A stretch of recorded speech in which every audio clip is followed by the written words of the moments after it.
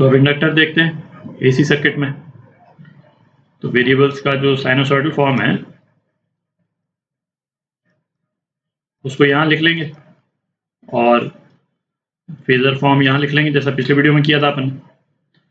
Suppose inductor के across जो current जो है वो आई पास कर रहा है और आई जो है वो I naught cos omega T, ठीक है। इसका फेजर फॉर्म क्या हो जाएगा, आई कैपिटल में लिख रहे हैं अपन, आई नॉट एंगल 0, ठीक है। अच्छा, इंडक्टर के अक्रॉस जो है वो ईएमएफ इंड्यूस क्या होता है, वी एल बोल देते हैं उसको। तो ये होता है L D I by D T, ठीक है। तो ये कितना हो जाएगा, एल आई नॉट ओमेगा, यहाँ माइनस लगा देते हैं, साइन ओमेगा टी। तो ये कितना हो जाएगा, omega L I naught cos omega T plus 90 degree, ठीक है। अब इसको यदि फेजर फॉर्म में अपन लिखेंगे तो v ये कितना हो जाएगा, omega L I not 90 degree, ठीक है। जो ये वाला जो पोर्शन है उसको आई नॉट 90 से रिप्लेस कर दिया, ठीक है। अच्छा, अपन ने एक वीडियो में अपन ने ये एनालाइज किया था कि किसी भी फेजर को जब हम जे से मल्टीप्लाई कर देते हैं तो वो 90 डिग्री रोटेट हो जाता है। तो इसका मतलब क्या था कि यदि सपोज कोई फेजर है जो इस फॉर्म में है, ठीक है, उसको जे से यदि हम मल्टीप्लाई कर देंगे तो ये क्या हो जाएगा, आई नॉट 90, ये 90 डिग्री से रोटेट कर गया, ठीक है। तो इस वाले फेजर को, तो ये फेजर का जो ये वाला जो पोर्शन है, ठीक है, उसको हम इससे रिप्लेस कर देते हैं, ठीक है। तो ये क्या आ जाएगा, जे ओमेगा एल आई नॉट 0 और आई नॉट 0 क्या है, आई, ठीक है। तो इससे रिप्लेस कर देते हैं, तो जे ओमेगा एल आई, ये v की वैल्यू हो गई। तो जो करंट पास कर रहा है, इंडक्टर से करंट क्या पास कर रहा है, आई करंट पास कर रहा है, उसके टर्म्स में आ गया अपने पास में, जो v का रिलेशन है अपने पास में है आई के टर्म्स में आ गया, और यही चाहिए था अपने को, ठीक है। ये साइनोसॉइडल फॉर्म का एक्सप्रेशन हो गया और ये फेजर फॉर्म का एक्सप्रेशन हो गया, ठीक। अच्छा, अब एक चीज देखें, जैसे पिछले वीडियो में जब अपन रजिस्टर को एनालाइज कर रहे थे तो अपने पास में क्या रिलेशन आया था, पोटेंशियल डिफरेंस अक्रॉस रजिस्टर, यह था R I naught cos omega T, और रजिस्टर के अक्रॉस करंट जो है वो I naught cos omega T pass कर रहा था, ठीक है। तो जो पोटेंशियल डिफरेंस का जो ये जो रिलेशन है, इसमें आई करंट के साथ में जो भी टर्म आएगी, जैसे ये टर्म आ रही है, इसमें ये टर्म आ रही है, ठीक है। तो रजिस्टर के केस में ये क्या था, ये था रेजिस्टेंस, ठीक है, और इसकी यूनिट्स क्या थी, ओम थी, ठीक है। अब ये वाला एक्सप्रेशन देखें अपन, ये वाला एक्सप्रेशन, इस वाले एक्सप्रेशन में करंट के साथ में ये जो टर्म है, क्या टर्म है, ये ओमेगा एल, ठीक है। तो ये बात तो क्लियर ही है कि ये ओमेगा एल का जो यूनिट होगी, जो रेजिस्टेंस की यूनिट है वही है, ठीक है। ओमेगा एल की जो यूनिट है वो तो ओम ही होगी, जो रेजिस्टेंस की यूनिट होती है। तो इस ओमेगा एल वाला जो टर्म है इसको हम क्या बोलते हैं, ओमेगा एल को हम बोलते हैं रिएक्टेंस। इसको रेजिस्टेंस नहीं बोलते हैं, इसको रिएक्टेंस बोलते हैं। ये रेजिस्टेंस क्या था, रजिस्टर में जो करंट को अपोज करता था रजिस्टर, है ना, उसको अपन रेजिस्टेंस बोलते थे। तो इंडक्टर में जो करंट को अपोज करने का जो टेंडेंसी है इंडक्टर की, है ना, उसको हम रिएक्टेंस बोलते हैं, और उसका मैग्नीट्यूड जो है वो ओमेगा एल है, और इसको हम किससे डिनोट करते हैं, एक्स एल, ठीक है। पर इसमें ना, इसमें एक चीज देखें, है ना, एक इंटरेस्टिंग चीज है कि रेजिस्टेंस और रिएक्टेंस में डिफरेंस क्या हुआ। जैसे इसका सोर्स देखें, भाई रेजिस्टेंस का सोर्स क्या था कि सपोज ये मैंने एक कंडक्टर बना दिया, और इसमें से करंट पास कर रहा है, ठीक है। तो करंट पास करता था तो क्या होता था, इलेक्ट्रॉन्स मूव करते थे, ठीक है। और इस कंडक्टर में जो इलेक्ट्रॉन्स हैं ढेर सारे, वो एक दूसरे से टकराते थे बेसिकली, ठीक है। और टकराते थे इसीलिए रेजिस्टेंस पोज करते थे, इलेक्ट्रॉन के मूवमेंट को रोकते थे। और कैसे रोकते थे, कोलिजन से। कोलिजन ही था वो तरीका, है ना, जिससे इलेक्ट्रॉन्स का मूवमेंट वो रोकते थे, ठीक है। और कोलिजन के कारण फिर हीट भी प्रोड्यूस होती थी। तो ये तरीका तो था किसी रेजिस्टर में करंट को अपोज करने का, जो मैकेनिज्म है वो ये मैकेनिज्म था। इंडक्टर में सेम मैकेनिज्म नहीं है। इंडक्टर में क्या मैकेनिज्म है, इसमें जब करंट जब वेरी करता है, करंट जब वेरी करता है तो ये तो ईएमएफ ही प्रोड्यूस कर देता है अपोज करने के लिए। मतलब एक तरह से इसमें एक बैटरी प्रोड्यूस हो जाती है जो उल्टे डायरेक्शन में इस तरह से पोलैरिटी हो जाती है उसकी।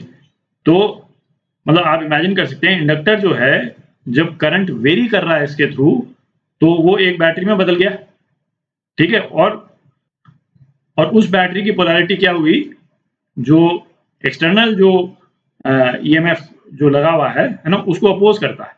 ये मैकेनिज्म है, ईएमएफ के थ्रू अपोज कर रहा है, ये कोलिजन के थ्रू, है ना, इसके थ्रू नहीं अपोज कर रहा है, ईएमएफ प्रोड्यूस करके अपोज कर रहा है। तो करंट को जो अपोज करने का जो मैकेनिज्म है इंडक्टर में टोटली डिफरेंट है, ठीक है। अच्छा, अब इस वाले एक्सप्रेशन में करंट के साथ में जे ओमेगा एल की टर्म आ रही है, ठीक है। इसको हम क्या बोलते हैं, इसको हम बोलते हैं इम्पीडेंस, ठीक है। जैसे जो प्योर रेजिस्टिव सर्किट्स होते थे जिसमें केवल रेजिस्टर्स होते थे, तो हम बोलते थे इक्विवेलेंट रेजिस्टेंस निकालें, ठीक है।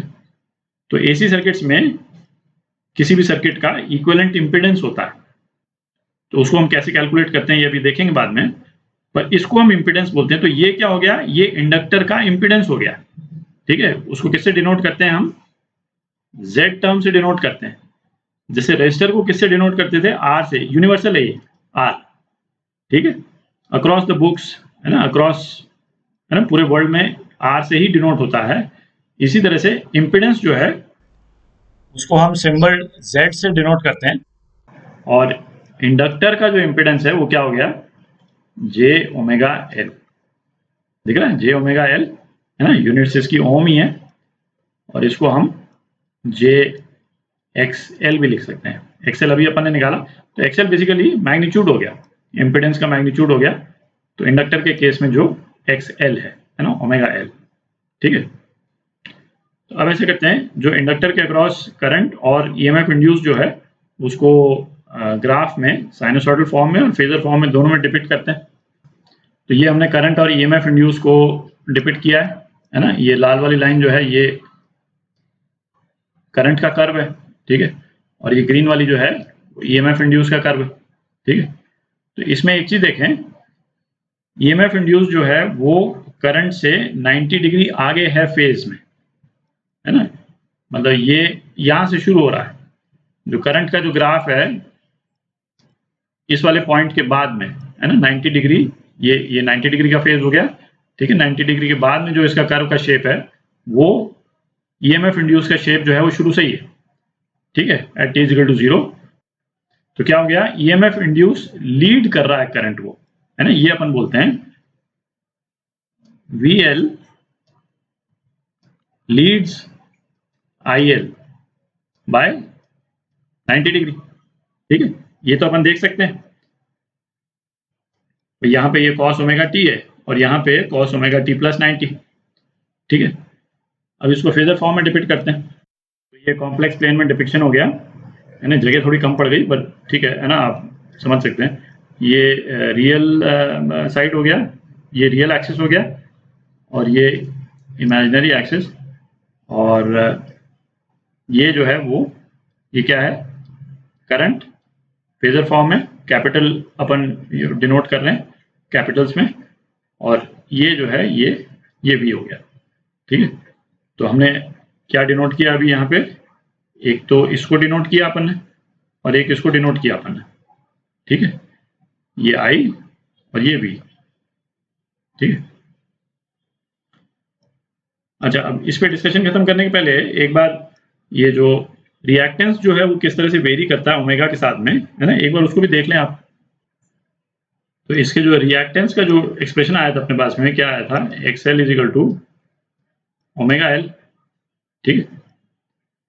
तो आप देखें जैसे रेजिस्टर जो है किसी भी एसी सर्किट में उसका रेजिस्टेंस सेम ही रहेगा, चाहे जिस साइनोसॉइडल फ्रीक्वेंसी पे करंट पास हो रहा है उस सर्किट में वो फ्रीक्वेंसी चाहे कुछ भी हो, मतलब ओमेगा की कोई भी वैल्यू हो, उसका रेजिस्टर पे कोई फर्क नहीं पड़ता है, आर पे कोई फर्क नहीं पड़ता है, और जो इंडक्टर का जो रिएक्टेंस है उस पर फर्क पड़ जाएगा।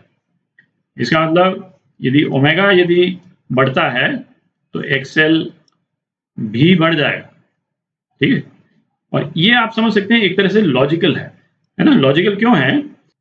क्योंकि एक्सएल क्या था, एक्सएल था कि कोई भी इंडक्टर जो है वो अपने थ्रू करंट को कितना अपोज करता है ना, उसका मेजर है ये भाई। एक्सएल जो है वो रेजिस्टेंस का इक्विवेलेंट था ना, है ना।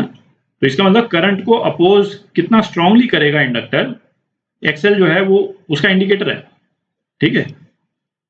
अच्छा, इंडक्टर में करंट को अपोज करने का मैकेनिज्म क्या था? कोलिजन्स तो थे नहीं, ईएमएफ का इंडक्शन। तो ईएमएफ का इंडक्शन जो है वो क्या होता था, VL L di/dt। मतलब जिस रेट से करंट वेरी करेगा उतना ही ईएमएफ इंड्यूस ज्यादा होगा और उतना ही एक्सएल ज्यादा होना चाहिए ऑब्वियसली, क्योंकि इसी के थ्रू तो करंट अपोज कर रहा है वो भाई। इसी VL के थ्रू जो है वो करंट को अपोज करता है इंडक्टर, इसका रेजिस्टेंस तो जीरो ही होता है। ठीक है। तो कोलिजन के थ्रू तो करता नहीं। तो di/dt जितना हाई होगा उतना ही VL हाई होगा, है ना। यदि di/dt हाई हुआ इसका मतलब हुआ कि VL हाई हुआ, इसका मतलब एक्सएल हाई होना चाहिए। ठीक है। और यही हो रहा है। ठीक है।